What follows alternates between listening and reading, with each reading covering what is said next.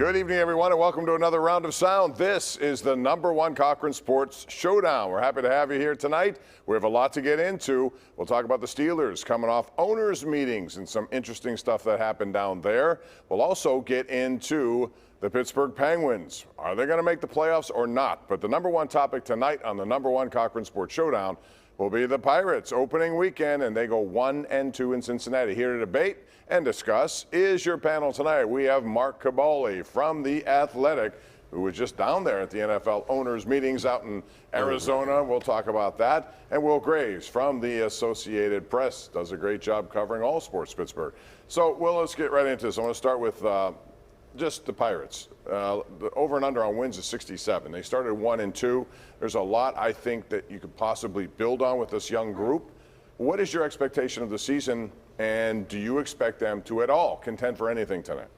I mean, the way the playoffs are structured when you got 7 teams getting in, I mean, you could be, around 500 in mid-August and be in it. Do I expect them to? We talked about this last week. I think maybe anywhere between 70 to 75 wins would be a step forward, especially if it's young guys that are going to be here contributing. I really don't care if Santana hits 25 bombs in a first half. Like, to me, that doesn't help the Pirates long term. Maybe it helps them short term. I don't think that keeps them competitive. I would rather see that to me would be a reasonable expectation. But look, you saw the approach from Cruz, a little more patient at the plate, Kutch being Kutch, and he made a pretty good catch in right field today where I was like, yesterday I was like, man, he's kind of running like an old man now. Kutch, you didn't run like an old man on that shot. So, it's in baseball's back, the pace, it's crisp. The Pirates look like they might be built to be a team that could thrive under these new rules. They're young, looks like they're going to run more. It's nice to have baseball back playing at a nice pace. You say contend, right? Well, I did. Okay. As in any possible way, whether it's a wild card. Because last year, if you look at it last year, I think through mid-June they actually were. I'm just asking, with the amount of young people I expect to be up on this team, to me, that's what I'm looking at. What comes with young people is two things. Obviously the talent to be here in the major leagues, but also there's usually inconsistencies that come with that, where you have like the Penguins, like 6-game losing streak, 5-game winning streak, back and forth. I think they'll find themselves in a lot of ruts this year. If you're getting to 67 wins, I consider it a win. I do consider that a win. I don't think you can glean much off of this weekend. 1-2, it gets probably pretty bad. The average same kind Reds of team. teams. Yep. You could take a little pieces. Their bullpen was good. The pitching was good, so to speak. But I need to bring this up. Did you see Rich Hill throw the ball? He's 43. What is it, inspiration? I can catch the ball with my hand. You catch it like this. Oh, my goodness. He's getting guys out. He's getting $8 million to throw the ball 65 miles an hour. Rich Hill, sign me up for Rich Hill pitching We're talking about camp. contending in Rich Hill, and I just can't compute to that right now. I hope they win. But I'm in this place for a long time now. You got to show me first now, man. I've been dealing with 40 years of this losing. Pomp, you too. I know. You too, or maybe. That's why I want to spend more money anyway. So I need to see it first. Speaking of money, Brian Reynolds. Now, he's in a situation where he still does not have an extension. Not that he needs one. He still has a couple of years. They control the terms of this for a couple more years. But, Will, they say they made progress. They say they have figured it out from a term and a money point of view. But there's an opt-out clause.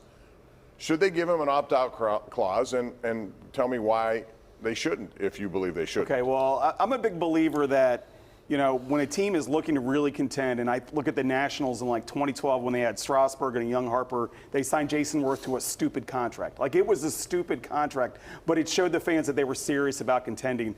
I think the Pirates are in a similar situation here. It's actually the fact that they're where they're at and they've agreed on money. That's the biggest thing we always complain on here, right? Bob Nunning, spend money. $13.5 million for average annual value for Reynolds puts him about 10, 11 in left fielders in the league. That's like a reasonable spot for a guy that's going to hit 280 with 25 bombs.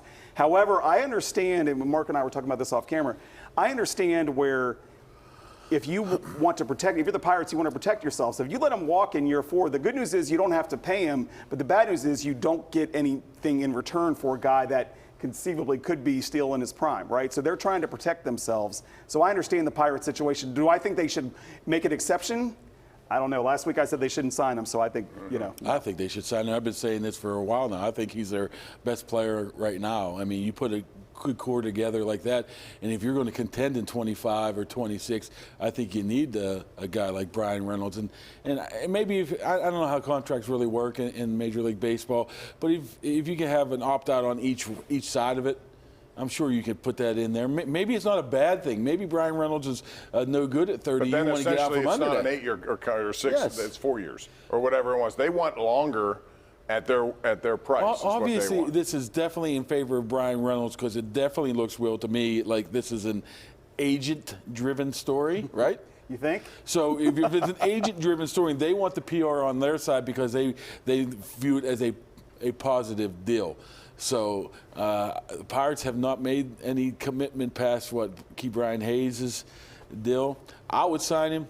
I don't care what it tells the fans or not. I think he's a good ball player. All right, real quick, I want to get into the pitch clock because we saw it in play this Amen. week. Oh, the pitch and clock. the average time of games, like for example today, 2 hours and 24 minutes. But we've seen a lot of that, Will. But there are some people who are still not comfortable with it. Do you think long term the umpires will continue to enforce this as they are, even in a bottom of the ninth scenario of a big game or a playoff game? I think that'll be tweaked along the way. I think they've already done it a couple of times. I think we're going to continue to see that. An interesting point was made by somebody, a fan. I saw something on TV the other day. They asked a guy, I think he had Mets tickets, and he said, I'm going to pay $300 for 2 hours and 10 minutes of a baseball game. So I can understand that from an investment standpoint of your time, of your money. If you're a fan, you want to be at the ballpark for 4 or 5 hours, maybe the purists do. So I understand that, but man, as somebody who has to be at the ballpark at 3 o'clock on game days and to do that day after day after day, I mean, you can't watch what we saw these first 3 days and not be impressed or energized by the fact that the game has gotten out of its own way for once. I don't mind a 2.5-hour game if you bring your 5 and your 8-year-old there. You want to be out Right. there after 2 hours. They're done after, the pierogies are done racing. So I like it as well. I mean, I like the pace is quick. Today I stepped out real quick, and before I know it, the game was over. I'm like, what's going on? So keep that pace up. I think you'll get more eyeballs, and I think it'll be better play. Pirates' first game went 3 hours and 1 minute, but it had 14 combined walks. So that goes to show you how far they've advanced this. We'll see how it goes. When we come back, we're going to talk about the Penguins. Will they make it, or will they fall short of the NHL playoffs? That's next right here on the #1 Cochran Sports Showdown.